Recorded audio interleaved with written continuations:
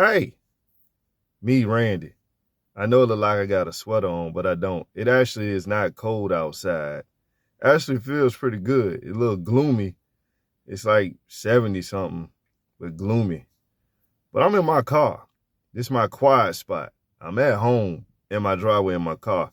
But man, I had a story that I've been wanting to tell for years.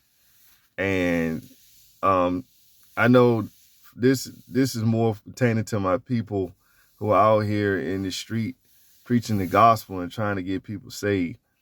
Praise God for y'all. I understand to a certain extent. I didn't have like a microphone and a speaker.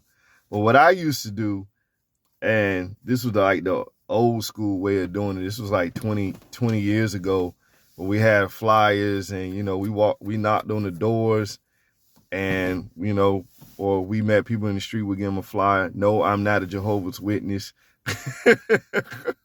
I'm not. Just to let y'all know, they not the only people that don't knock on doors. I know people was like, they're the most common, but they're not the only ones. But anyway, man, look, check this story out, because this joint is hilarious. I like I said before, if you know me, I enjoy making people laugh. And sometimes my pain, if it put a smile on your face, then I did my job. But man, I'll never forget it. It was a Saturday afternoon, and it was kind of like, I guess, the fall or whatever. But it was before it really got cold, but it was jacket weather, because I remember having a jacket on. And at this time, I was a single man. I was in my, I was like 25, 26. So I'm walking, just doing my thing, and I come up on this young lady, and I give her a flyer. And then she's like, oh, is this for the church? I said, yeah, this is for the church. So we chopping it up or whatever, we're just talking, and it was nothing romantic happening. It was just, conversations like I do with some of y'all. And man,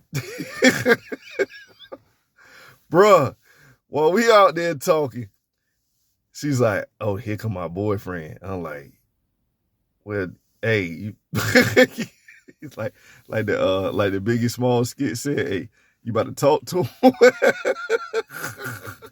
You about to go ahead and you about to go talk to him, because what he thinking is not what's happening here. But and I'm not trying to be mean, but hey, look, this is a true story. This actually happened. So I look and I see him, and man, he mad as fire. And I was like, I'm looking at her like, man, you might want to say something to him, because homeboy is an inch away from drooling from the mouth. It's just like, let him know that I'm from the church or something. He like, I'm tired of this blankety blank. I was like, dog, this dude is heated. But as I see him walking, I notice he got one of them gimps, y'all. Like, I'ma just say it, homeboy is handicapped. So it kind of, once I saw him gimping a little bit, I'm thinking to myself, oh, I'm not laughing at him. I'm just like, oh, well, he got a gimp. If I just run, he ain't gonna be able to catch me. But but anyway, I stood my ground, like, when I saw the gimp a little bit, and he was, kind of doing the this jank like that, I was like, oh, okay, all right, he all right. But but as he walked, I said, hey, brother, my name is, back then, I call my brother Randy. But anyway, I introduced myself to him, and I said, man, it ain't what it looked like. I'm just inviting your girlfriend to the church, and you more than welcome to come too, brother. He's like, he just looked at me, he was like, and he put his finger in her face. I'm tired of this, S. I'm tired of this. You always got to be talking to somebody. And I'm like, and she's like, no, it ain't like that. He a man from the church. He a man of God. He just trying to invite us to the church. He like, yeah, that's what you want me to think. And I'm like, bro, it really is an invite to the church. So I showed him the flyer. He's like, I'm still tired of your S. And like, no, I was like, man, this is crazy. But long story short, I forgot homie's name. I forgot her name. But I invited them both to the church. They never came to my church per se. But he ended up going back to church. I don't know if she went with him or not, but they ended up going back to church together. And me and him became cool, matter of fact. I used to see, when I was walking up and down the neighborhood, I see him, and I don't remember his name, but he turned out to be a really cool dude. And, you know, when I saw him and he saw me, man, we dap each other up, and it was like, I made a brother. I ain't make a brother that day, but I made a brother later on that day. And so, yeah, it turned out, a messy situation turned out to be a good situation, and turned out to be real cool. But that's just one of my experiences. I had another experience like that where I walked up and knocked on the door, and the wife comes to the door. Now, this is why men, married men, this is why you should come to the door. Hey, I made a mistake. I'm not perfect. There's some times when my wife will beat me to the door, but this is the reason why you should come to the door. And so I'm knocking on the door, and I'm talking about church, and nothing flirtatious. I didn't, when I was working for the church, even though I was unmarried, I never used it as I don't care how cute the young lady was or how much attractive I was to her. I kept it professional the whole time I was out there. I didn't want to have the reputation of using my evangelism as a way to, you know, get with women. That's not what I wanted to do. That, to me, that was ungodly. So I always kept it professional. I always kept it godly. Even though I was single, I always kept it godly. And so, man, I'm talking, and I'm like, yeah, we right down the street from the house. So if you need a ride or anything, we'll send somebody to come. And the husband was like, oh, she don't need no ride.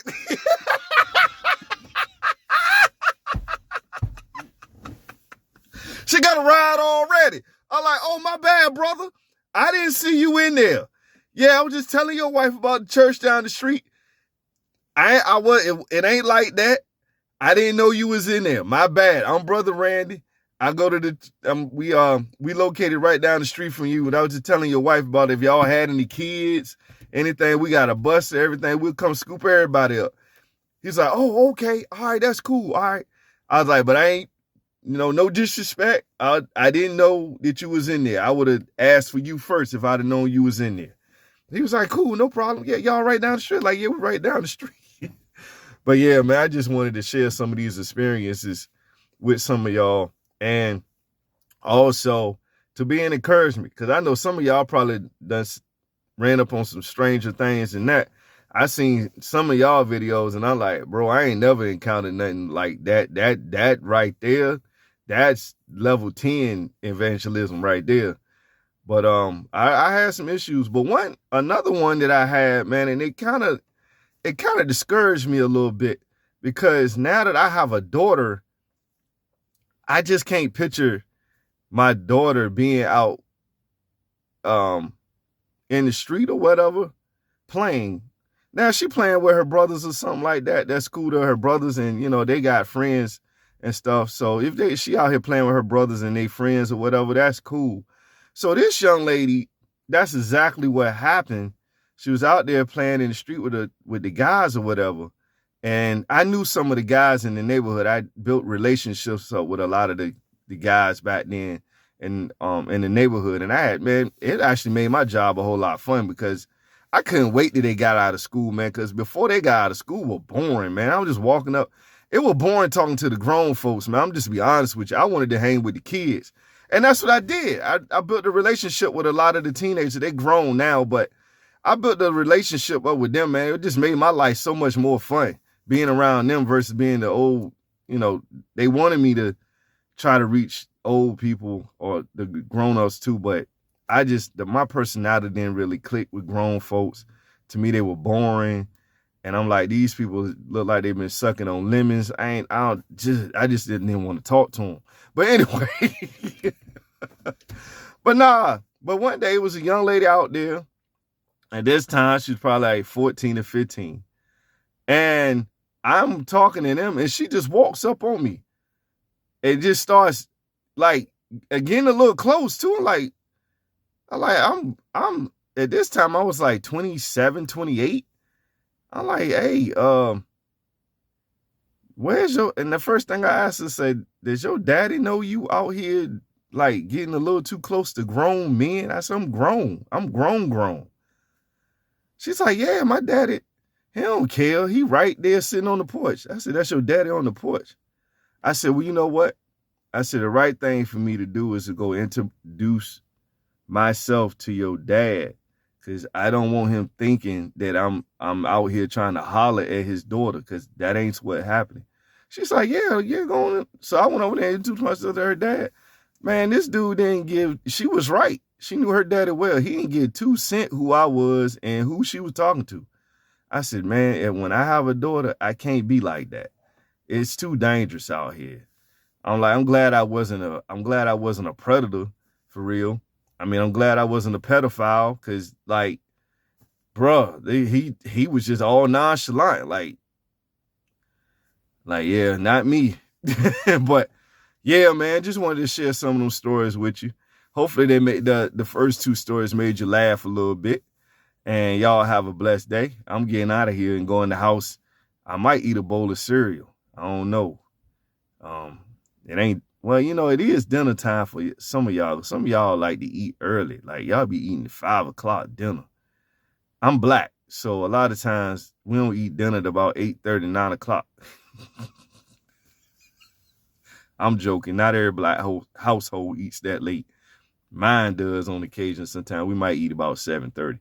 But anyway, y'all have a blessed day, man. Hopefully I put a smile on your face this evening. All right, bye.